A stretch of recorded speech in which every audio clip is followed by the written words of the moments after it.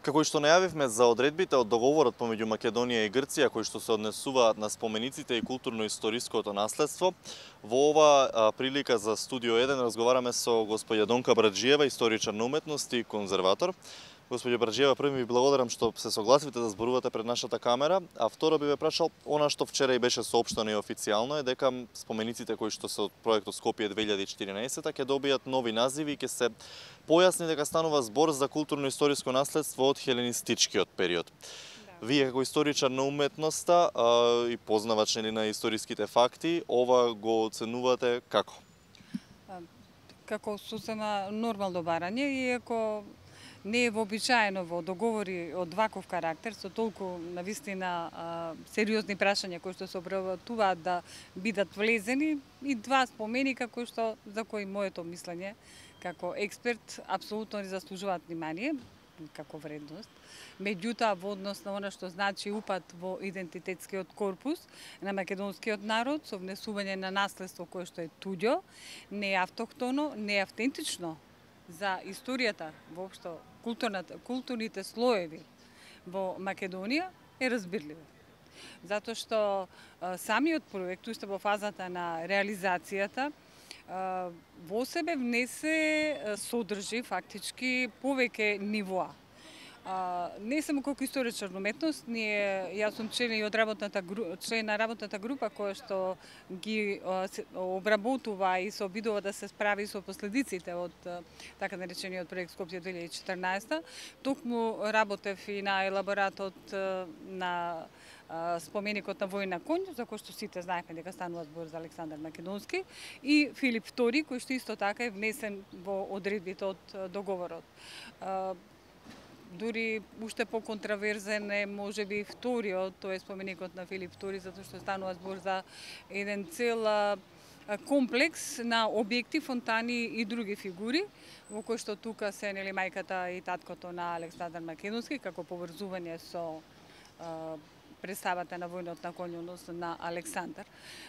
Она што е многу битно, што би сакала овде да го нагласам, затоа што историјата на уметноста, која што е врзана и со историјата, како чиста историја, како хронологија на проследување на факти и на настани, многу јасно го дефинира нашиот простор и нашата историја на државата од моментот, не само од моментот на основањето 1944 година со заседанието во Аснум, туку и предходно, значи она на темелите на кои што е градена таа современа македонска држава, сосема базира на други личности и на она што значи словенски карактер на самото население кое што овде е населено. Се разбира дека не постои чиста историја, дека во минатото, подлабокото, особено минато, имало мешање и на дел од народите антички кои што живееле на овој простор, што не е феномен само за Македонија, тука е феномен воопшто за целиот свет, особено за Европа, каде што говориме за стари нации, најстариот континент е Европа. Оттаму навистина збунувачки беше фактот како една влада со одлука која што одлуки поединечни неколку донесени на ниво на влада, се осмели да направи таков еден проект кој што најнапред го упадна во идентитетскиот корпус на македонскиот народ, го раздвои македонскиот народ токму во однос на потеклото и староста на нацијата, така да едни се декларира како антички, се идентификуваа со наследството на античките македонци и другите со јазикот и со наследството на словените кои што го населија овој простор. Меѓутоа, за да биде ситуацијата помалку и фарсична, да добие карактер на фарса, проучувачите во наводи, кои што се појавија нови, неадекватни и некомпетентни, бидејќи многумина од нив апсолутно не беа историчари како познавачи на историјата, туку што би се рекло по вокација, повеќе како лична придоба, одеа со теории за потеклото на македонскиот народ далеко 2000 години пред, дури и пред Христа, што значи дека се создаде еден хаос со кој тешко се справувавме ние во самата држава како македонци, како припадници на македонскиот национален корпус, меѓутоа и пошироко, затоа што тоа се рефлектираше и на останатите кои што живеат во оваа држава.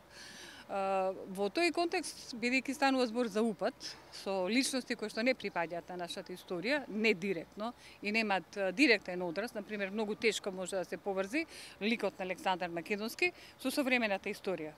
Да, дел од медиумите веќе објавуваат податоци дека всушност неговата империја никогаш не стигнала до Скопје, каде што денеска се наоѓа. Така, но еве да речеме дека, иако фактите тоа го кажуваат, но во една послободна интерпретација би се обидела да го направам, никако не може да се открие неговиот директен придонес во создавањето на современата. Кога се градат споменици од овој карактер, тие се градат заради заслугите, за државноста, за сувереноста на оваа држава денес. Такво нешто нема. Од друга страна, очекувано беше, кога преземате личности од туѓа историја, да се јави револт и реакции од другата страна и од кај соседите. Сосема нормално. Мислам, и реакцијата е нормална во една ненормална средина во која што ние последните години 11 живеевме, нормално беше да се јави и другата страна која што е засегната. Уште повеќе што станува збор за универзална личност, универзално значење, значи независно што ја ширел хеленистичката култура, затоа што податоците и во однос на јазикот кој што го говорел се уште не се толку јасно дефинирани. Затоа што повеќе е доминантен грчкиот јазик отколку некој друг. Значи се уште не бил создаден македонски јазик како препознатлив. Тоа говори многу за личностите и на Филип II и на Александар Македонски. Така, другата страна преку договорот, она што е објавено од страна на грчките медиуми како текст на договор, вели дека втората страна, практично македонската, се откажува од употребата на знамето Сонцето од Виргина, кое што всушност и сакам е контроверзен символ кога станува збор за реакциите на Грција кога се употребува во Македонија, практично нели моравме и да го смениме од нашето национално знаме. И ден денеска се истакнува истото на протести. Како вие гледате на ова барање на Грција и на ова изричито спречување на употреба на тоа? Сосема природно. Прво е недозволиво на вистина на јавни настапи да се користи знаме кое што не е наше национално знаме. Ние имаме наше национално знаме. Дали под притисок или не е битно на кој начин знамето ние го променивме. Имаме званичен символ кој што треба секогаш да биде поставуван и се користи на јавни настани. Знамето од Виргина повторно упатува на таа поврзаност со Филип II и со Александар Македонски. Нормално во случај сега тројка, нели, односно личностите на Филип II и знамето од Виргина си одат заедно. Тие не може да се каже дека немаат право. Сосема се во права и требаше ние да бидеме, дури македонската власт, далеку поригорозна во однос на употребата на тоа знаме, бидејќи не е званешното знаме на држава која што не постои, односно извлечено од минато. Како што и самите кажавте, вие сте дел од работната група во Министерството, која што е задолжена за елаборатите на спомениците. Доколку сум во право, доколку на точни фактите, споменикот Воин на конј беше еден од проблематичните кога станува збор за Скопје 2014 од правен аспект. Што утврди работната група до сега? Кои се бидејќи еве сега имаме преименување покрај тоа што нели првичниот план беше тој споменик да се отстрани. Токму така, значи ние имаме домашна задача која што треба да си ја завршиме и не е само споменикот на Александар Македонски и на Филип II, туку воопшто се она ние до сега што го разгледавме, направивме 7 елаборати за различни видови поединечни објекти за Порта Македонија. Меѓутоа споменикот на Александар Македонски и на Филип II представуваат на вистина символи на прекршување на правната процедура во однос на донесувањето на одлуки за изградба на ваков тип на споменици. Неколку пати тоа сум го потенцирали во јавност и сум пишувала дека станува збор за дивоград. Мислам и тука ние на ниво на работна група, затоа немаме воопшто дилеми. Тие се како елаборати предадени до Министерот за култура, значи до претходниот, но она што понатаму ќе го работиме и сега, работа на политичка волја е што понатаму ќе се постапи, меѓутоа морам да укажам дека би било добро, веројатно сега прашањето со овие два споменика ќе се реши со ратификацијата на договорот на ниво на собрание. Не е лошо претходно на некое друго ниво, повторно на собрание, да се донесе одлука за легализација, за да може воопшто да останат тие таму каде што се и со додавки, дали со плочки, У крајна линија можеме и на вистина да ги подариме, да бидат додат во Солун.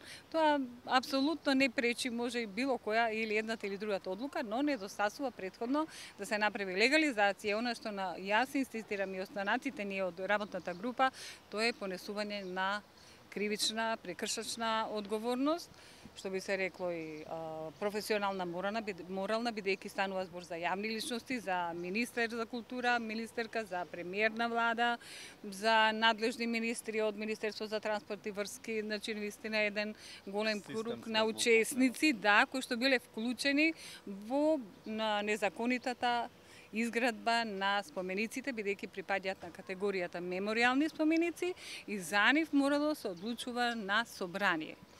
Направен е прекршак со тоа што е заобиколено со собранието и ограничено е правото на представниците на граѓаните токму во собранието да го кажат ставот за тоа дали ќе се гради ваков тип на споменик на Александар Македонски или на Филип II или на сите други историски личности за кои се направени споменици. Така, но сосема известно е дека со договорот тие ќе останат како символ на македонско-грчкото пријателство овдека. Вие претходно во една прилика прочитав наслов дека имате изјавено дека ова што се случува во Македонија е културоцид.